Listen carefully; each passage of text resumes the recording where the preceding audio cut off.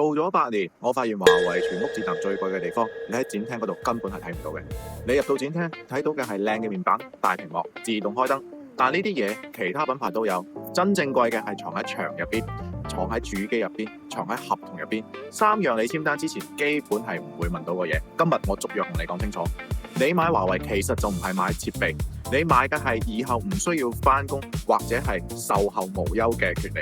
牆入邊，華為走 PLC、LOT， 用電力線本身傳輸信號，唔靠 WiFi， 唔靠藍牙，斷網照樣控制。